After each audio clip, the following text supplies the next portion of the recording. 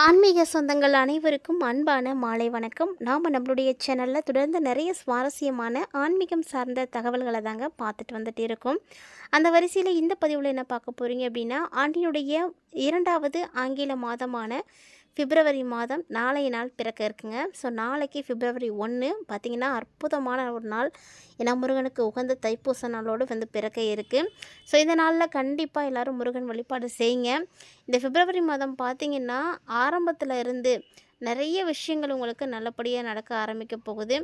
கிட்டத்தட்ட பார்த்திங்கன்னா பிப்ரவரி 1லேருந்து 15ஆம் தேதி வரையிலுமே பார்த்திங்கன்னா கடகராசிக்காரங்களுக்கு நிறைய விஷயங்கள் வந்து பாசிட்டிவாக நடக்க போகுது. ஏன்னா 9 கிரகங்களுமே ஒரு குறிப்பிட்ட கால இடைவெளியில் தான் பயிற்சி ஆகுது.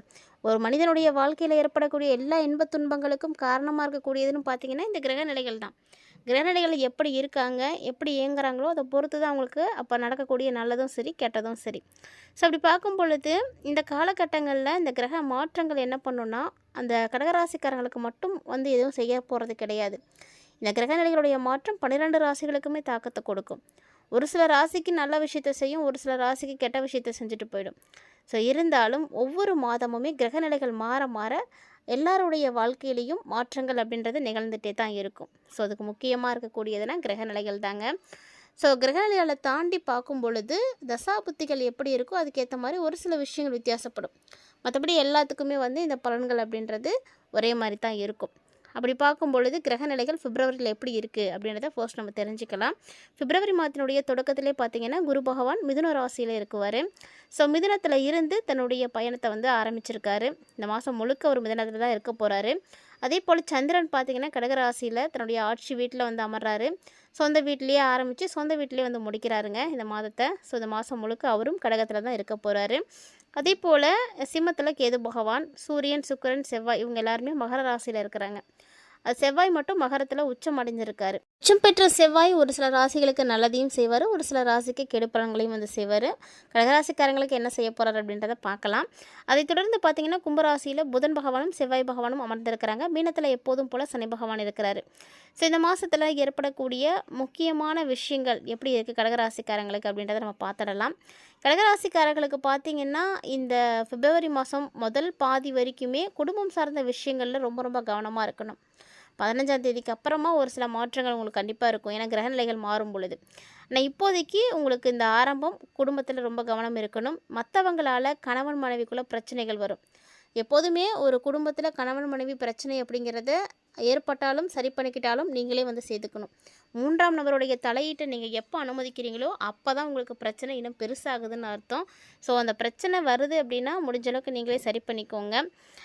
மனசுக்குள்ளே உங்களுக்கு நிறைய நிரடல்கள் ஏற்படும், மனஸ்தாபங்கள் ஏற்படும், கஷ்டங்கள் ஏற்படும். இந்த மாதிரியான சூழ்நிலைகள் தான் இப்போ வந்து இருக்குது. ஸோ பிப்ரவரியோட ஸ்டார்டிங்கில் நீங்கள் ரொம்ப ரொம்ப கவனமாக இருக்கணும். யோக பலன்களும் உங்களுக்கு இருக்குது, அதெல்லாம் அதிக அளவில் கிடைக்கக்கூடிய காலகட்டமாக தான் இருக்குது. இருந்தாலுமே கூட இந்த மாதிரியான பிரச்சனைகளுக்கு இடையில தான் அதுவும் நடக்க போகுது. அப்படிங்கும் பொழுது உங்களுக்கு அது பெருசாக எந்த மாதிரியான தாக்கங்களை கொடுக்கும் அப்படின்றது தெரியல. அவங்கவுங்களுடைய சூழ்நிலைகளை பொறுத்து, மனநிலையை பொறுத்து அந்த சந்தோஷம் நிச்சயமாக இருக்குது. இழுபறியாக இருந்து வந்த ஒவ்வொரு நிலைமைகளுமே கடகராசி என்பர்களே உங்களுக்கு இப்போ மாறப்போகுது அப்படின்னு தான் சொல்லணும். பிள்ளைங்க விஷயத்தில் நிறைய அனுகூலங்கள் இருக்கும். அதாவது பிள்ளைங்களுடைய படிப்பு, தொழில், உத்தியோகம், வியாபாரம் அப்படின்னு எதுலெல்லாம் நீங்கள் உங்களுடைய பிள்ளைங்க வாழ்க்கையில் சிக்கல்களை பார்த்துட்டு இருந்தீங்களோ அந்த சிக்கல்கள் எல்லாமே பரிபூர்ணமாக வந்து நிவர்த்தி ஆகிடும். ஆனால் ஆரோக்கியம் ரொம்ப ரொம்ப கவனமாக இருக்கணும். வயிறு, அஜீரண கோளாறு இது மாதிரியான விஷயங்கள்லாம் வந்து கவனமாக இருந்துக்கோங்க. ஏன்னா வயிறு பிரச்சனை உங்களுக்கு அடிக்கடி ஏற்படுற மாதிரி இருக்குது. இந்த பிரச்சனை உங்களுக்கு அடிக்கடி ஏற்பட்டுச்சு அப்படின்னாலே தேவையில்லாத மனக்குழப்பங்கள் வந்துடும், மன வருத்தங்கள் வந்துடும். இதுக்கெல்லாம் வாய்ப்பு இருக்குது.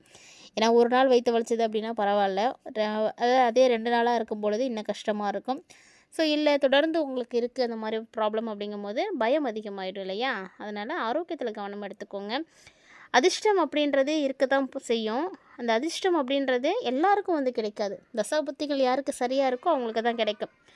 அதே நேரம் கடகராசிக்காரங்க இந்த காலகட்டங்களில் பயணங்களை மேற்கொள்கிறீங்க அப்படின்னா ரொம்ப ரொம்ப கவனமாக இருக்கணும்.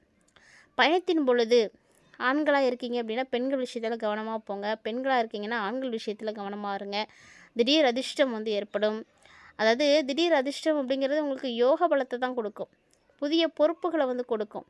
இது மாதிரி எல்லா விஷயங்களுமே உங்களுக்கு நல்லபடியாக நடக்கும். இழுபறியாக இருந்த நிலையெல்லாம் அப்படியே மாறும். எடுத்த காரியங்கள் அப்படிங்கும் பொழுது ஒரு சில விஷயங்களில் நீங்கள் தடைகளை பார்ப்பீங்க. அது மட்டும் இல்லாமல் தாமதங்களும் உங்களுக்கு ஏற்படும். எப்போ நீங்கள் தடையும் தாமதத்தையும் பார்க்குறீங்களோ அப்போ உங்களுக்கு பிரச்சனைகள் வந்து பெருசாக தான் தெரியும். அதனால் என்ன பண்ணுறீங்கன்னா பொறுமையாக இருங்க. முடிஞ்ச அளவுக்கு பிப்ரவரி மாதம் மட்டும் கிடையாதுங்க, மார்ச் மாதம் வரைக்குமே நீங்கள் கொஞ்சம் பொறுமையாக தான் இருக்கணும். ஏன்னா எல்லா விஷயத்துலையுமே தடைகளை நீங்கள் சந்திக்க போகிறீங்க. நீங்கள் நினைத்தது ஒன்று நடக்கிறது ஒன்றுமா இருக்கும். சொல்லப்போனால் நீங்கள் நினச்சது நடக்கலையே அப்படின்னு கஷ்டப்படுவீங்க. அந்த மாதிரியான சூழ்நிலைகள் இருக்குது. வண்டி வாகனங்கள்லாம் உங்களுடைய வித்தைகளை வந்து காட்டக்கூடாது. என்ன தான் எனக்கு நல்லாவே வண்டி ஓட்ட தெரியும் அப்படின்னா கூட அமைதியாக இருக்கணும். நீங்கள் இருக்கிற இடம் தெரியாமல் இருக்கணும். வண்டி வாகனங்களில் உங்கள் வித்தையெல்லாம் காட்டினீங்க அப்படின்னா நிறைய பிரச்சனைகளை பார்ப்பீங்க. அதே போல் தொற்று நோய்களும் உங்களுக்கு அடிக்கடி வந்து ஏற்பட்டுடும். ஸோ அதனால் ஆரோக்கியத்தில் ரொம்ப ரொம்ப கவனமாக இருங்க. எந்த காரியமாக இருந்தாலும் சரி நீங்கள் செய்கிறீங்க அப்படின்னா அதுக்கு முன்னாடி பொறுமையாக இருக்கணும், நிதானமாக இருக்கணும். அதுதான் வந்து நல்லதும் கூட. உத்தியோகம் அப்படின்னு எடுத்து பார்க்கும் பொழுது கடகராசிக்காரங்களுக்கு இருந்து வந்த பிரச்சனைகள் ஒன்று ஒன்றா தீர ஆரம்பிக்கும். தேவையில்லாத மன வருத்தம் மட்டும் உங்களுக்கு அப்பப்போ வரும். அதெல்லாம் வந்து கடந்து போங்க. ஏன்னா வாழ்க்கை அப்படிங்கும் பொழுது எல்லா பிரச்சனைகளும் இருக்கத்தான் செய்யும். ஸோ எல்லாத்தையும் வந்து பார்த்துட்டே இருந்தோம் அப்படின்னா நம்ம அடுத்த கட்டத்தை நோக்கி போகவே முடியாது. எது வந்தாலும் பரவாயில்ல, அதெல்லாம் வந்து கடந்து போக கற்றுக்கோங்க. பண விஷயங்களில் பெரிய லெவலில் பாதிப்பு அப்படின்லாம் ஒன்றுமே உங்களுக்கு இருக்கவே இருக்காது. ஸோ பணத்துக்கு எந்த பிரச்சனையும் இல்லை. கடகராசிக்காரங்க முதல்ல புரிஞ்சுக்கோங்க. பொருளாதார ரீதியான பிரச்சனைகள் கண்டிப்பாக இல்லை. ஆனால் அது மட்டும்தான் உங்களுக்கு இல்லையே தவிர மற்றபடி ஆரோக்கியத்துலேயும் பிரச்சனைகள் ஏற்படும், தொழில்லையும் உங்களுக்கு பிரச்சனைகள் ஏற்படும். அப்பப்போ பார்த்தீங்கன்னா நீங்கள் குடும்ப விஷயத்துலேயும் ஜாக்கிரதையாக தான் இருக்கணும். அதுலேயும் உங்களுக்கு பிரச்சனைலாம் இருக்குது. ஏன் இந்த பிரச்சனைகள் வந்துட்டுருக்கு அப்படின்னா எல்லாமே வந்து கிரகநிலைகள் தானே.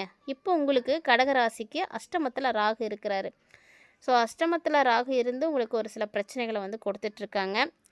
ஸோ இதுக்காக நீங்கள் எளிமையாக செய்யக்கூடிய பரிகாரங்கள் இருக்குது, வழிபாடுகள் இருக்குது. அது என்ன அப்படின்றத நம்ம தொடர்ந்து பார்ப்போம். தொடர்ந்து பார்க்கும்பொழுது அது தெரிஞ்சுக்கிட்டு நீங்கள் அதுக்கேற்ற மாதிரி ஒரு சில விஷயங்களை நீங்கள் செய்கிறது உங்களுக்கு ரொம்பவே நல்லாயிருக்கும். அது என்ன அப்படின்றத நீங்கள் ஸ்கிப் பண்ணாமல் வீடியோ பார்த்தீங்கன்னா தெரிஞ்சுக்கலாம். கடகராசி நேர்களை பொறுத்த வரைக்கும் எல்லா வகையிலையுமே உங்களுக்கு மாற்றம் இருக்குங்க. பிப்ரவரி மாதத்தை பொறுத்த வரைக்கும் நீங்கள் எதிர்பார்த்ததை விட நிறைய விஷயங்கள் வந்து நல்லபடியாகவே நடக்கும். ஏன்னா இந்த காலகட்டங்களில் உங்களுக்கு பணம் வந்து நிறைய கிடைக்கும். ஏன்னா இதெல்லாம் வந்து நீங்கள் எதிர்பார்த்துருக்க மாட்டீங்க. எந்த அளவுக்கு கிடைக்குமா, எந்த அளவுக்கு நமக்கு நல்ல விஷயங்கள் நடக்குமா அப்படின்னு. எந்த அளவுக்கு நீங்கள் லாபத்தை பார்க்குறீங்களோ அந்த அளவுக்கு ஜாக்கிரதையாகவும் இருக்கணுங்க. அந்த காலமும் கூட நிறைய அதிர்ஷ்டங்கள் வந்து இருக்குதான். இந்த பிப்ரவரி மாதம் உங்களுக்கு அப்படி தான் இருக்கும். ஏன்னா 2க்குரிய தனாதிபதி சூரிய பகவான் மகரத்துக்கு போகிறாரு இல்லையா. 2க்குரியவர் கேந்திர பலம் பெறாரு. அதனால் இந்த மாதம் பணவரவு நல்லாவே இருக்கும். திடீர் பணவரவு இருக்கும். ஆபத்தான நேரத்துலலாம் உங்களுக்கு பணம் கிடைக்கும். ஸோ அதனால் பணத்துக்கு பிரச்சனை அப்படின்னா ஒன்றுமே இருக்கவே இருக்காது. வராமல் இருந்த பணம், வரவேண்டிய பணம், உங்களுக்கானது, இப்படி எல்லாமே வந்துடும். பழசாக கடன்லாம் எதுவும் வச்சுருக்கீங்கன்னா எல்லாம் அடைச்சிடுவீங்க. ஆனால் பங்குச்சந்தையில் நஷ்டத்தில் இருந்த ஒரு சில விஷயங்கள் கூட இப்போ உங்களுக்கு நிலை மாறும், வருமானம் கிடைக்கும். தெரியாமல் முதலீடு செஞ்சுட்டேன் அப்படின்னு நினச்சி கவலைப்பட்டுட்டு இருந்த இடத்துல இருந்து கூட பணம் வந்துடுங்க. ஸோ அந்த மாதிரி ஒரு நல்ல டைமிங் தான். நல்ல பார்ட்னர்களெல்லாம் நீங்கள் சந்திப்பீங்க. உங்களுடைய மனைவிக்கோ சரி, கணவனுக்கோ சரி நல்ல ஒரு வாய்ப்பு கிடைக்கும்.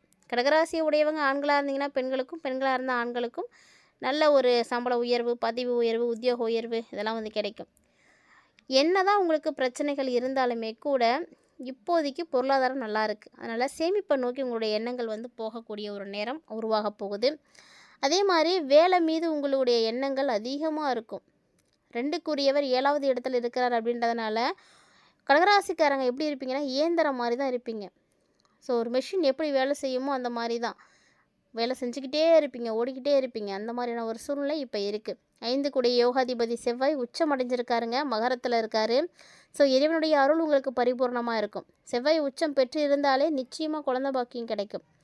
அதனால் கடகராசிக்காரங்களுக்கு குழந்தை பாக்கியத்திற்கான வாய்ப்புகள் நிறையவே இருக்குது. ஸோ யோகா அமைப்புகள் நிறைய கிடைக்கும். இருந்தாலுமே கூட பயணங்கள் கவனமாக இருக்கணும். அதுவும் குறிப்பாக சனிக்கிழமையில் ஏற்படக்கூடிய பயணங்கள் நீங்கள் அறவே தவிர்க்கணும். இரவு நேர பயணத்தை முழுமையாகவே தவிர்க்கணும். பணவரவுக்கு பஞ்சம் இல்லை. ஆனால் 2க்குரிய சூரிய பகவான் 7ல் இருக்கிறதுனால தொழிலையும் மாற்றங்கள் ஏற்படும். இது வரைக்கும் பட்ட வந்த கஷ்டங்கள், பாதிப்புகள் எல்லாமே வந்து நீங்கும். கவனமாகவும் இருக்கணும். கவனமாக இருக்கக்கூடிய நேரமும் தான். ஏன்னா பணத்தை விரயம் செய்யாமல் ஓரளவுக்கு பிளான் பண்ணி சேமிக்க பாருங்கள். சேமிப்பு அப்படின்றது இருந்துருச்சு அப்படின்னா நல்ல முன்னேற்றம் தான். குடும்பத்தில் மகிழ்ச்சி கிடைக்கிறதுக்கு இதெல்லாம் ஒரு அற்புதமான வாய்ப்புகள். இதெல்லாம் வந்து மிஸ் பண்ணக்கூடாது. இருந்தாலும் நான் முன்னாடியே சொல்லியிருந்தேன், கிரகநிலைகளுடைய மாற்றங்கள் இருக்குது அப்படின்றதுனால கடகராசிக்காரங்களும் உங்களுக்கு பொருளாதாரம் நல்லா தான் இருக்குது. ஆனால் அதை தாண்டி அஷ்டமத்தில் ராகு இருக்கிறதுனால பல பிரச்சனைகள் நீங்கள் சந்திக்கிற மாதிரி இருக்கும். அதுக்காக நீங்கள் என்ன பண்ணுறீங்கன்னா, நரசிம்மரை வழிபாடு செய்யுங்க. நரசிம்மர் வழிபாடு உங்களுக்கு கை கொடுக்கும். இல்லைன்னா நரசிம்மருடைய கவசங்கள் தெரியும்னா நீங்கள் அதை பாராயணம் செய்யலாம், போட்டு கேட்கலாம். நரசிம்மர் ஆலயங்கள் இருக்குது பக்கத்தில் அப்படின்னா போயிட்டு வாங்க. இந்த காலகட்டங்களில் கடகராசிக்காரங்க இந்த எளிமையான விஷயத்தை மட்டும் செஞ்சீங்க அப்படின்னா போதும், ஏற்படக்கூடிய பல பிரச்சனைகள் பாதிப்புகள் உங்களை விட்டு போகும்.